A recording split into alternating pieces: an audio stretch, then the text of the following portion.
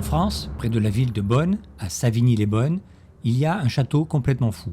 Il abrite un musée des voitures de course Abarth, un musée des motos, un musée des maquettes d'avions, un musée de véhicules de pompiers, un musée de tracteurs et de matériel viticole, un petit musée aérospatial et celui qui nous intéresse ici, non, pas un musée des arbres, c'est juste derrière, un musée de l'aviation avec une centaine d'avions de chasse et, entre autres, tous les avions de combat français en service dans l'armée de l'air après la Seconde Guerre mondiale jusqu'en 1978. C'est le seul endroit où il est possible de les voir tous ensemble.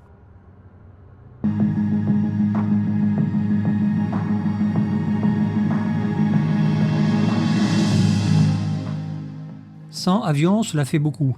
Et pour cette raison, 2 épisodes seront nécessaires. Dans ce qu'on pourrait appeler l'allée Marcel Dassault, nous sommes accueillis par un MD-450 Ouragan. Ce fut le premier avion à réaction de conception française à entrer en service dans l'armée de l'air. L'avion était limité en vitesse, notamment à cause de la faible flèche de sa voilure.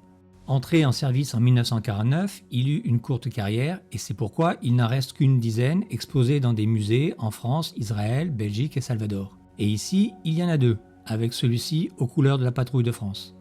Pour pallier au manque de l'Ouragan, le Mystère 2 fut développé et une petite flotte de 150 avions fut produite en série. Il fut le premier avion français à passer le mur du son en piqué, mais aux mains d'un pilote américain, le Major Marion Davis. Cet exemplaire a été piloté par la célèbre Jacqueline Auriol, qui devint, après l'américaine Jacqueline Cochrane, la 2e femme à franchir le mur du son, et c'était justement sur un Mystère 2, mais pas celui-là. À cause de nombreux accidents, le Mystère 2 fut carrément interdit de vol. Sa courte carrière en fait un avion très rare aujourd'hui, tellement rare que celui que vous avez devant les yeux est l'unique survivant. Dans le but de remédier à ces problèmes, le Mystère 2 fut rapidement suivi par le Mystère 4. Depuis l'Ouragan, le corps central restait en gros un cylindre. C'est les ailes qui évoluèrent le plus, passant d'une flèche de 14 degrés à 38 degrés pour le Mystère 4. Malgré ses performances légèrement accrues, le mur du son en palier n'était pas atteint comme sur le F-100 Super Sabre américain dès 1953. Pourtant, il avait une structure générale identique au Mystère français, comme cette prise d'air frontale toutefois plus aplatie. Ceci n'est pas la gueule d'un requin-baleine, mais la réponse française au F-100, le Super Mystère B2. Premier avion français supersonique en palier et pouvant atteindre Mach 1.4 en piqué. En Europe, c'est le premier supersonique en palier. Celui-ci est le prototype numéro 2. À côté, c'est un autre SMB2 de série de la 12e escadre de chasse. La plupart des SMB2 visibles aujourd'hui appartenaient à cette escadre. En 1959, c'est le Vautour qui entre en service. S'il fut le premier chasseur tout temps de l'armée de l'air, sa carrière fut courte car il était déjà dépassé par la révolution du Mirage 3 qui rentra en service à peine 2 ans plus tard. Dans les années 50, l'entrée d'air frontale, dite pitot, était à la mode. Les chasseurs américains, russes ou français l'avaient adopté depuis la fin des années 40. Mais ce n'était pas très pratique pour embarquer un radar par exemple, et la mode a changé. Du côté de la voilure, de l'Ouragan au SMB2, le fuselage s'était agrandi et la flèche était désormais de 45 degrés. Tout a changé avec le Mirage 3, un peu plus petit, mais adoptant une aile delta et des entrées d'air latérales. Ici, il y a 9 Mirage 3.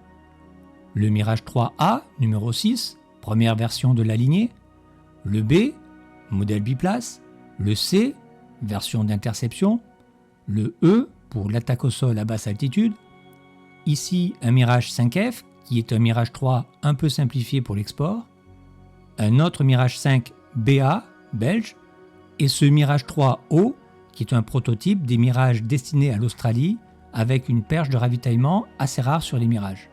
Donc le O comme Australie. Il y a 2 Mirage 3R, une version de reconnaissance qui, au lieu d'embarquer un radar dans son nez, était équipée de caméras. Il y avait plusieurs caméras dont les caractéristiques dépendaient du type de mission, haute ou basse altitude, jour ou nuit. Une innovation majeure sur les Mirages fut l'invention des cônes d'entrée d'air mobiles, appelés souris. Elles avaient pour rôle de dévier l'onde de choc provoquée par le passage de l'air à plus de Mach 1, afin qu'elle ne pénètre pas dans le réacteur et risque de l'endommager. Le dispositif était asservi au nombre de Mach mesuré par la sonde anémométrique. Au-delà de Mach 1,25, Le moteur faisait coulisser une crémaillère de chaque côté pour avancer la souris et ainsi dévier l'onde de choc. Grâce à cette astuce et un réacteur de 6 tonnes de poussée, le Mirage 3 pouvait atteindre Mach 2. Le Mirage 4, lui, dépassait Mach 2.2 et montait jusqu'à 18 000 mètres. Pour assurer sa mission de bombardier stratégique devant porter une bombe atomique à plus de 3000 km, il fallut doubler la taille du Mirage 3 et l'équiper de 2 réacteurs et 2 hommes d'équipage. 62 exemplaires ont été construits. Avec l'arrivée du Mirage 2000N, qui reprenait à sa charge le bombardement nucléaire, les Mirage 4 furent reconvertis en avions de reconnaissance.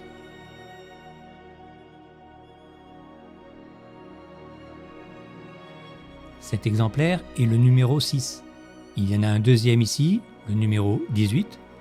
Donc 2 Mirage 4 sur les 15 existants encore.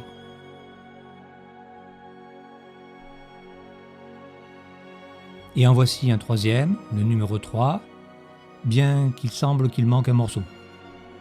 En 1973, le Mirage F1 rentre en service. C'est un retour à l'aile en flèche, rendu nécessaire car l'armée de l'air souhaitait un avion capable d'atterrir sur des pistes plus courtes que le Mirage 3, dont la vitesse d'approche était de 290 km/h. Avec le F1, elle tombera à 240 km/h, ce qui n'empêcha pas l'avion d'être très performant et capable d'atteindre Mach 2.2 et une altitude de 16 000 mètres. Il y a un petit mystère autour de ce Jaguar modèle E biplace.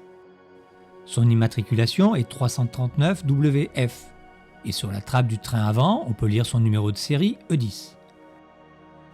Or, au musée du Bourget, il y a un autre Jaguar portant la même immatriculation avec le numéro de série E3. Pourquoi ces deux avions ont la même immatriculation? Si vous connaissez l'explication, votre commentaire est bienvenu. Cet autre Jaguar, monoplace, dont le numéro de série serait A72, pose aussi des questions. Il a la même décoration spéciale que portait en 2005 un autre Jaguar, le E22 biplace. Pourquoi et comment celui-ci a pris cette apparence? Qui sont ces noms? Si vous le savez, n'hésitez pas à commenter.